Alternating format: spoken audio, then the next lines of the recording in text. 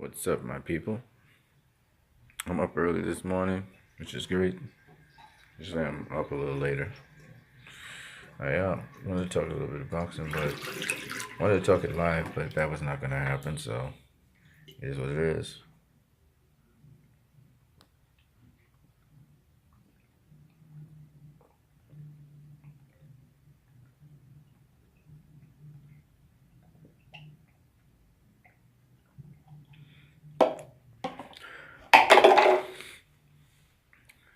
Try to put down half a liter of water every day.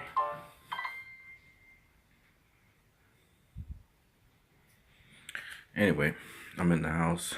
I'm about to get out of here.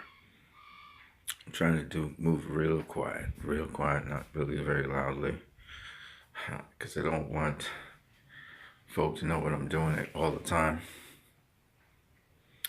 But anyways, so what's up? Well, today in boxing, there was a number of different things that happened in boxing that I hadn't commented on. We have some upcoming fights. Actually, this weekend, there's not any really high-profile fights, I don't think, happening over the weekend. But coming into the next weekend, that's when the fights really start to pick up. I think Lomachenko will be facing Anthony Corolla, if I'm not mistaken. And I think Clarissa Shields should be facing Christina Hammer. So that'll be next week, I think. But this weekend it's not going to really have any big fights. Didn't get to go on Pound for Pound Boxing Report. Talk to you guys about that. I haven't put up the videos yet with Peterson versus Lipinets and comparing that with Errol versus Mikey Garcia.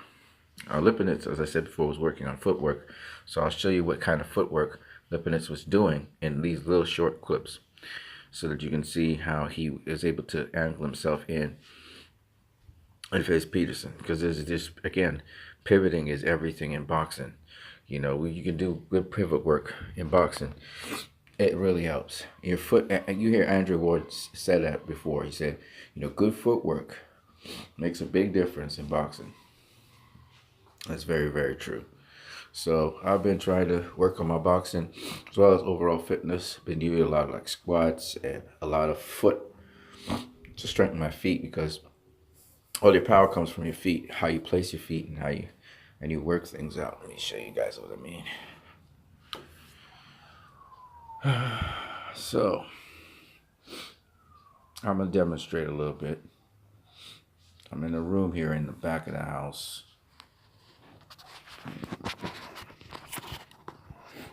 I haven't done any sort of cardio, any sort of ab work yet. I'll get to that, okay? I don't think you guys can see my footwork though. Really want it. But all my power, so my power in my hands come from my feet. So even when I'm punching here, when I punch here, all my weight kind of comes from my front foot as I punch to you, right? I punch to you, okay? Now I should always bring my hand back. I should always bring my hand back here. Why? Just in case somebody decides to throw a hook, I can catch it here or catch it here. Right? I'm catching on this side, I'm catching on that side. I don't have to catch it. I don't have to block it this way. I don't have to parry it this way. I could just simply push my shoulder here, right? Because the way my stance is, my shoulder rolls into my stance. Right? But if I want to, I have options. I don't have to check it here. You never know, he may come up high.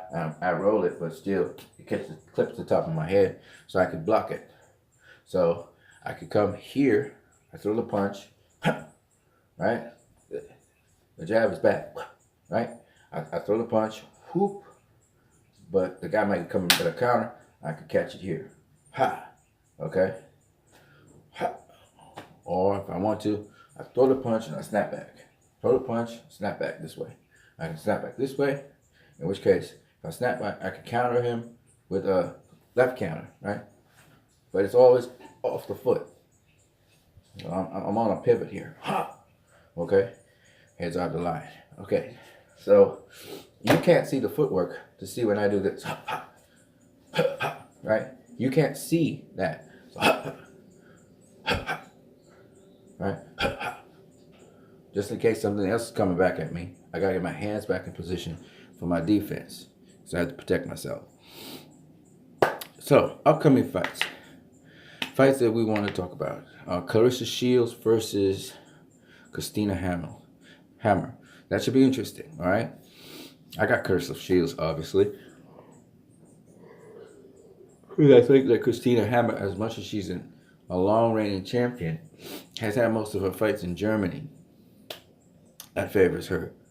But still want to see it, so we'll see how that turns out. And then we have, of course, I believe it's Danny Garcia versus Adrian Granados. Oh, no. It's Vasily Lomachenko against Anthony Corolla. I'm hoping Corolla could give Lomachenko some kind of competition. I doubt it. So, but we'll see. Maybe he has moxie and heart or something. We'll see. And then the next week, and we've seen Ellie Sackback and all these guys been talking about these particular fights. We're going to have Danny Garcia versus Adrian Granados. That potentially will be an action-packed fight, and it should be a good fight. Things Adrian Granados does very well is he switch hits. He can box from the southpaw stance if he wants to. We know what Danny brings to the table. But Adrian Granados, I got Danny edging this one out. Another hard-fought fight. Adrian Granados, once again, not coming up. He's coming up short with the judges. Some people will debate that he won or he lost. This has happened with most of his fights except for the one with Sean Porter. And even then, he was game against Sean Porter. And was actually pushing Sean Porter back in the final rounds of the fight. But Porter basically won that fight. He was landing the more crisper, cleaner shots. Granados, especially those hooks to the head. So, at the end of the day, Adrian Granados is a hell of a fighter. I wish him the best. I don't know if he can beat Danny Garcia, but he can surely give, again, a very competitive, action-packed fight. And it's going to be a tough fight for Danny Garcia. Maybe he gets past Adrian Granados. Maybe he doesn't. But I favor him to win the fight. Most definitely. I think people underestimate Danny Garcia's boxing skills, his counterpunching skills. He always reminded me of Juan Manuel Marquez. I always say that over and over again. That would have been an ideal fight for Manny Pacquiao. Pacquiao versus Danny Garcia. You're guaranteed to have an action-packed fight, and you're guaranteed that Pacquiao's going to get clipped by Danny. Danny's going to clip him. And we will see how he reacts to that. That is a really great fight to have. And Danny's got this boxing IQ, which is really exceptionally interesting. Okay, I didn't know it's mango season. Yep. I have Bucks and Spice mangoes, and just now a mango hit the roof of my house. So that's the fight that I'm actually interested in, but not as much as people think, because I kind of seen Adrian Granados. I know what he does offensively and defensively. Sometimes he gets clipped and he gets dropped, and that can make a difference. That can make a difference in a fight. He hasn't been dropped up late, especially at welterweight. I think that he is a very tough competitor. He reminds me a little bit of Carlos Molina, a scrappy-ish sort of style, and he also switch hits, so that adds an extra dimension to him. He's a lot more complex than people think. He has very good defense. He's got very good boxing IQ. He can sort of move around the ring and box off the back foot or the front foot. He kind of reminds me a little bit of a much more refined Sean Porter with less pop. He is a guy you cannot sleep on. He'll catch you just like that.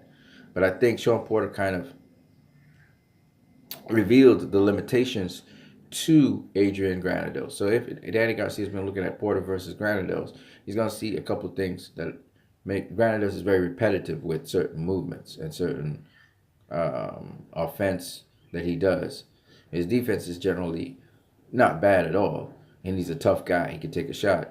So it's more or less, if Danny can negotiate that, figure out being Danny and whoever is studying Granados, figuring out that this is what this guy has, this is his limitations. So, unless Adrian Granados shows me something else that I haven't seen before, basically Danny can win against Adrian Granados. That's more of the interesting fight that I really am interested in seeing. I think the other fights are mismatches. I think that Hammer's gonna get beaten. I think that Corolla's gonna get beaten. Okay, those Shields is too strong for Hammer, and um, I think that when it comes to Lomachenko's way on point. He's much more skilled than Corolla is, and that's just not gonna work for Corolla. So that's those fights there. So and not a lot of exciting fights to look forward to right now until I think at the end of the month of March and then into May, into April, and then into May.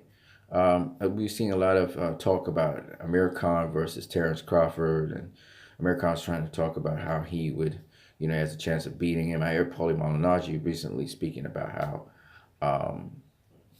Amir Khan is such a fighter that, he's lost a step. And so I'm going to say this. Paulie Malignaggi is an apologist for Amir Khan because Amir Khan beat his ass, okay? And he does have he has 1 or 2 points about that I kind of agree with. One of the points that he has is that he's saying that Amir Khan is a guy who beats boxers. He beats boxers. He's too quick. His speed and the amount of flurries he throws helps him to be able to beat boxers. And he's beaten some very good boxers, right? Devin Alexander, Louis Collazo, Paulie Malignaggi. They're good boxers. But when it comes to elite boxers, the very best boxers, you see the average boxers Amir Khan has beaten. Even Zab Judah, he beat Zab Judah, right? When Zab was on the downswing. But when you look at the elite boxers he's faced, whether it be Danny Garcia, even Chris Algieri whooped his ass.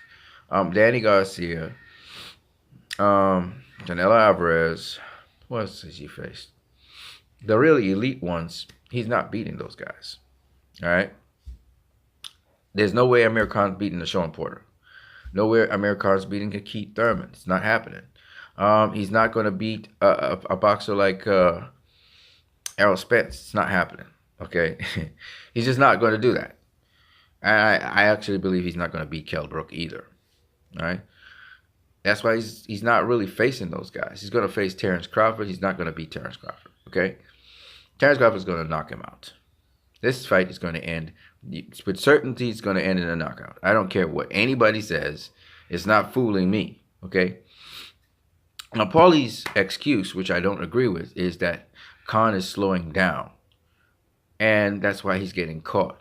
He got frozen by Canelo and he got dropped. If you look at Khan versus Prescott, if you look at Khan in the amateurs, I've said this over and over again, and I'm going to continue saying it. Amir Khan is open for the left hook and the overhand right. Most boxers are open for the overhand right. Okay? It's just what it is. And so he is going to get caught with one of those 2 punches and he's going to go to sleep. What did Canelo knock out Amir Khan with? Say it with me. The overhand right. What did Prescott knock out Amir Khan with? And Prescott's slow as fuck. The overhand right. All right? What did Danny Garcia catch Amir Khan with in his trade-off? The left hook. He didn't even catch him flush. He caught him on the neck. All right? And then he sparked him out with an overhand right. Okay? This is just what it is. And Amir Khan had been exposed a long time ago. A long time ago. I've told people this over and over again. All right?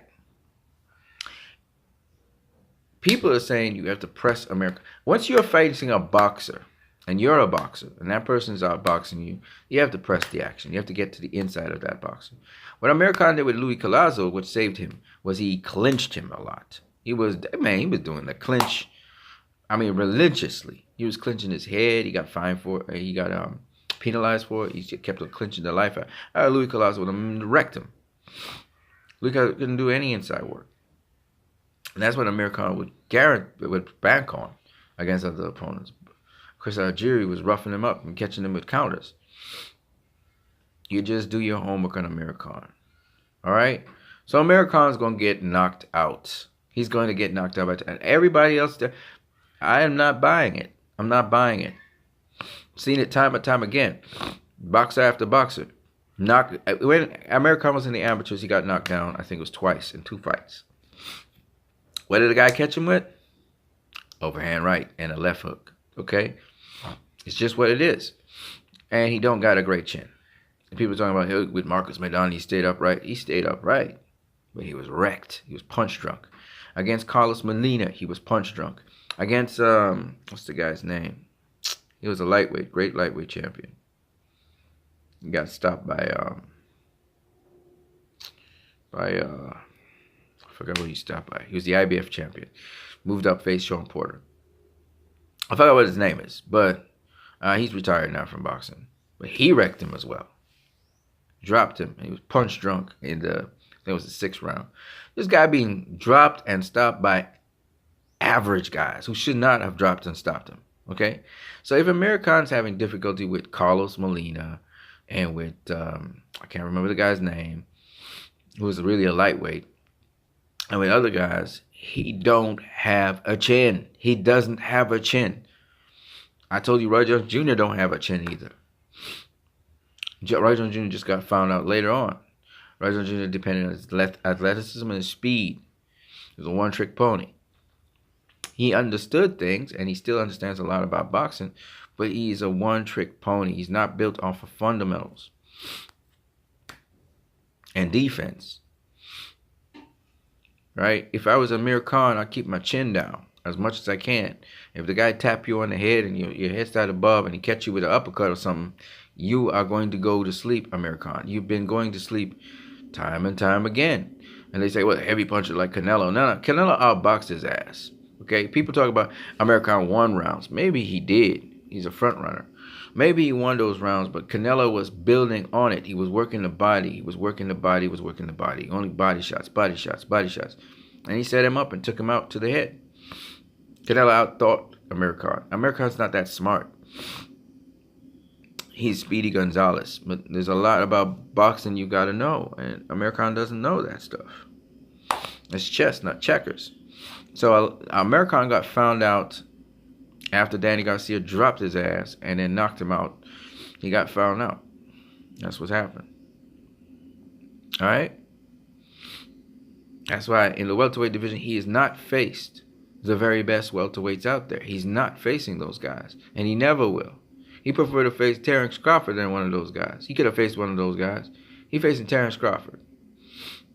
And don't tell me he couldn't make the fights with those guys. He's avoiding them. They say Amir Khan's going to face, he's a guy that faces everybody and anybody because he went up and faced Canelo. No, he avoided. Why didn't he face Eros? Why didn't he face Keith Thurman? Keith Thurman was asking for him all the time. He wanted the big money fights without doing the work. All right? He didn't do like Danny Garcia and face Keith Thurman or Sean Porter. He didn't do that because he knew he would get wrecked. Okay? Danny Garcia is one of the most underrated boxers out there. All right? Danny Garcia has been doing really excellent work. Got a ridiculous resume. And people just don't give him the props. He's supposed to get that respect. All right? This guy has paid his dues. Amir Khan has paid his dues at super lightweight. Right? Yet everybody's praising Amir Khan. Oh, Amir Khan don't duck or dodge nobody. What about Danny Garcia? What about Danny Garcia? That's the politics of boxing. That's bullshit. All right. Amir Khan's now going to do a fight with Terrence Crawford. Whose fighter? Bob Arum. Do people say anything bad about Bob Arum's fighters? They can do no fucking wrong until they leave Bob Arum. And y'all just be dick sucking. That's what y'all do. You dick suck these guys. Lomachenko's the greatest thing since sliced bread, but Lomachenko ain't making no pay-per-view. Lomachenko ain't doing shit, okay? He ain't doing shit. He calling out names. Lomachenko called out Gervonta Davis. Motherfucker called out Gervonta Davis. A super featherweight, a smaller guy. You don't call out smaller guys. Smaller guys call out you, motherfucker. You're so desperate for a payday. You know that Bob Arum's not going to make that fight happen. So you punk Gervonta Davis. Talk about, oh, they all about the money and business. Man, shut the fuck up. You don't make fights. Your promoter makes fights. You know what I'm saying? And that's the thing. Mikey Garcia, all he had to do is come down to 135. Oh, it's that easy, huh? I guess you're the promoter. Your promoter don't want Mikey facing you, Lomachenko. So shut the fuck up about that. Stop talking about those guys. Because he ain't going to get him. Not with your promoter. If your promoter dies tomorrow, no, God forbid, you're going to have a better chance of having fights with those guys than if he's alive. Because one thing about Bob Arum, he's a malicious son of a bitch, too. He's trying to do in Mikey now. You know what I'm saying? And they say, oh, it's just a tactic by promoters. Fuck that. That's not a tactic by... I don't see Mayweather Promotions doing that. I don't see Mayweather Promotions attacking fighters. I don't see Lou DiBella attacking fighters. You know, not maliciously like how Bob Arum does it. So fuck Bob Arum. I understand? Fuck him. And fuck the industry for trying to kiss his ass. Okay? I don't care. I'm saying it because I don't care about Bob Arum like that. Alright? As soon as he gets out of boxing, we good. And the weird thing about it is, his competitor, who's Don King, everybody was hating on Don King. Everybody was praising fucking Bob Arum. And Bob Arum was doing the same shit Don King was doing. And still does the same shit for fighters. And yes, I know he's a feeder for fighters. Like a feeder mill. What I mean by that is, fighters still go to Top Rank because Top Rank has a good machine to help them get to an international platform. All right, so I understand because they have a reputation. I understand that. But Bob Arum fucked over Timothy Bradley when he lost to Manny Pacquiao. When he won against Manny Pacquiao. He fucked him over. He said, oh, no way Timothy Bradley won that fight. I'm like, what the fuck? You gonna fuck over Timothy Bradley? They're both your promoters. You promote those guys. He fucked over Guillermo Rigondeaux. Guillermo Rigondeaux is boring after he beat Lenito Donaire. He fucked over Nicholas Walters. Nicholas Walters couldn't get a fight after he beat Lenito Donaire. Couldn't get a fucking fight. And then he eventually, after being rusty for so long, he gave him Lomachenko. You understand what I'm saying? Fucking Bob Arum. Fuck Bob Arum. You think I don't give a fuck about Bob Arum? Do you guys understand that? Fuck him. Yeah. I don't care if the industry's built around him. You know. Now, there's a very important point I want to make. Don't get it twisted. He has put out good fights. All right? He's put on good fights. Not all the time. One of the things that I will say is Bob Arum is good at bullshitting people. He will hype up a fighter as if he's the greatest thing since sliced bread just to get him knocked down. Okay? So, back in the day when people didn't know better about boxing, a mismatch would be hyped up by Bob Arum, and y'all would think, oh my God, this is going to be a great thing. And then, of course, HBO with their coons. HBO would now ramp that up and make the guy look like he's great. Like Sergey Kovalev versus Jean Pascal. I'll never forget that. That's not Bob Arum, by the way. GGG versus some weak competition. And they'd be like, okay, the competition beat GGG. Oh, we don't think so, but he's putting up a good fight. And blah, blah, blah, blah, blah. You know, it's just real bullshit for mismatch fights. And we've bought, a lot of people bought into GGG's bullshit. The bullshit of GGG. GGG ain't fought elite competition until Danny Jacobs and Canelo Alvarez. He has not fought elite competition since then. All right? All the competition GGG been facing is average guys. Guys who was able to win championships, but against weak competition or weak fields. So when I heard Paulie Malignaggi talking up Amir Khan like that, and then talking about he's lost a step, I'm laughing because I'm like, Paulie, you still in Gaga land. No disrespect to you. I know you fought him and everything. And you were befuddled by his speed and the combinations he was throwing. But let's be real here, Paulie. You are an elite fighter, yes. But you're not on the level of Errol Spence or fucking Sean Porter, who murked your ass. He put you in a coma. You must remember that. I'm surprised you don't even talk about that. You didn't even get to boxing. All right. And my point being, these new breeds out here will eat Amir Khan for breakfast. And Terrence Crawford's a new breed like them. And you expect Amir Khan to survive Terrence Crawford? Please. These are fucking new breeds. They're on another level to what you used to do. Okay? In fact, these new breeds, these hungry lions, man, these motherfuckers will possibly surpass what Floyd does. One of them or two of them will do it. Because they're better. They're fucking better than Floyd. They're not as experienced as him. And Floyd, Floyd set a blueprint for what you should do with your body and yourself and all of that shit. And they're talking about Floyd because they got motivated by Floyd. But the difference is they still young and hungry. They're like Pretty Boy Floyd hungry. So they're going to be killers. All right. And a lot of them are big killers. So it's totally different. You know what I'm saying? Canelo's a fucking beast. And y'all gonna see it when he faces Danny Jacobs. I'm not talking about knockout power and shit like that. I'm not talking about a beast like that. I'm talking about Canelo is his boxing IQ is up there. All right, it's up there. And if Danny Jacobs thinks now he got somebody in his corner.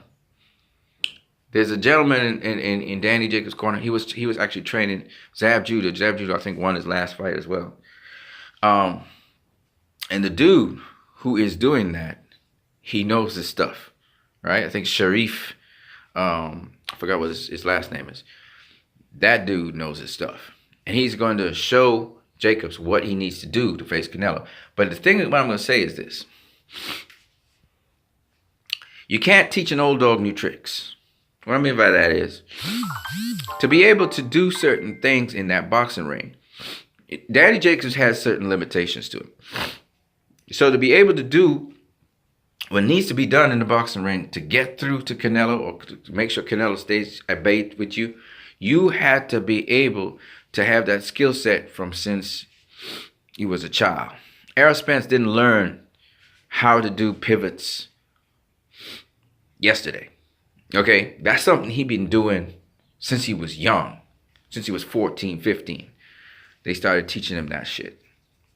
Andre Ward didn't learn to do pivots just like, it's not something in other words, you have to use the skills that you have to beat the opponent you have. You're not going to learn that in a training camp to beat your opponent. It's never going to be, and that's the thing about it. You see me throwing a jab, for example. Fuck the science of a jab. How about I throw a jab is not effective as if I was throwing jabs since I was 4 or 5 years old. It's just a complete difference. All right? In life, and you know who would tell you this? Mike Rashid would tell you this. You should check out his channel. That's what I'm using to condition myself and stuff. There's something called overtraining. Floyd does it, and another. It's the hardest thing in the world at first, but later on it becomes easier. That is, you're conditioning your body to do the right things over and over and over again. And you're gaining muscle memory until you don't even have to think to do those things anymore. And then initially when you started, like when I was doing martial arts and shit, right? It felt real awkward getting into stances and shit, right? It felt counterintuitive getting into your stances and then moving with those stances. And I consciously had to move my hands, my feet and stuff until when you really get into it, you don't think to do nothing. You just do it, right? You do whatever it is, in your mind. This is what I'm going to do here. And not thinking about throwing a punch or anything. You're thinking beyond all that shit. And even if you were to get in a street fight or something, you're not thinking about what you're going to do. You just do it. And that's the way how boxing is. And the more you repeat, repetition is the key. It's hard work. But all hard work, as Floyd said, is easy work, which means the more you repeat hard things and you do things, it's mentally training your mind too. The more difficult the stuff is to do, is the more you're stretching yourself. So every time you have to train, every time you have to exercise, you go that extra mile, you push until you can go to what is called muscle failure. You push yourself till there's muscle failure. That's the kind of fucking shit these guys live on. And it may fail for a couple minutes. You take a break, maybe a minute break or whatever, and then you go back to it again. And that's called overtraining. And that motherfucking shit really does work in building your muscle, building your memory, sharpening you up, strengthening your mind. That shit, you know, that's what they're talking about. Floyd would spar 20 rounds, 40 rounds, 50 fucking rounds. You're going till muscle failure. You're going till you can do no more. That's why Floyd's conditioning was fucking crazy. Errol Spence was telling you, I'm going 15 rounds, 20 rounds. You're going till your muscles fail you. All right? That's what Errol Spence do. That's why he be in tip-top shape for every single fight. And his thing is you can't do it all year round like that. You have to kind of relax off a bit. You're still training, but it's light training, and you're doing your thing, and you're keeping your body in condition. And that's the kind of shit you have to do. That's what Floyd did for 20-something years. That motherfucker was at the top of his game and pushing himself beyond the top of his game. And he would, you know, every single advantage he could find, he'd take it. So that's what Floyd did, because his hands was pretty bad, so he couldn't really do what he wanted to do, which to me is even more incredible, because he had the power and stuff, but he couldn't use it as he would have liked to do it, to dominate motherfuckers in a very violent way. But I also thought that in his mindset, he was also favoring the fighter. He'd favor the puncher. I felt like he had a soft heart for boxers, and he actually was more merciless against promoters. He didn't really care for them as much as he cared for boxers. So I always felt like he could have stopped guys in certain fights, and he just chose not to. He chose to box them instead. Now, another thing I heard Max Kellerman say was just rather stupid. It was so fucking stupid, it's not funny. Is I heard Max Kellerman rate Floyd Mayweather against all of the pure boxers before him. And he talked about, you know, Floyd would be, you know, it was Willie Pep who was number one, and then it was Pernell Whitaker, and then it was Floyd. I'm like, Max, are you out of your fucking mind? It's the reverse. It's Floyd. A guy called, hey, if you want to, okay, you want to use Pernell Whitaker, but Pernell Whitaker, anyway, let's just leave it that way. And Willie Pep. If you want to talk about foundationally speaking, how guys built off of Willie Pep, you could say that, kind of, because I'm sure they watched Willie Pep. But there's no fucking way, Max Kellerman, that Floyd is 3 below Pernell Whitaker and Willie Pep. There's no fucking way. All right? Willie Pep don't know about staying in the pocket. He danced in and out the fucking pocket. What are you talking about, man? Pernell Whitaker used to use off the jab, off the jab, off the jab. Floyd doesn't have to go off the jab. Motherfucker, you got to know about feinting, man.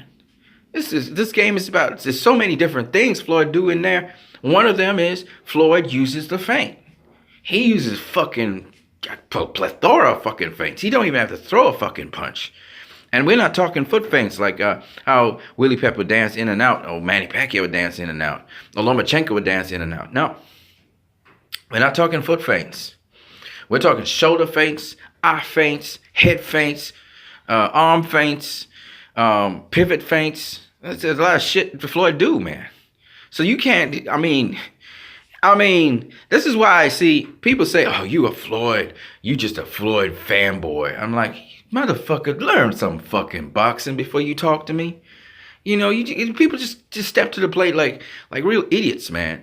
Look, Floyd does a lot of things in that fucking boxing ring. Okay? A lot of shit. There's a reason the dude is not stopping people, but he's still beating people. Why? Okay, and he doesn't throw a whole bunch of punches. He's not throwing like 60 punches around or 50 punches around, 40 punches around. All right?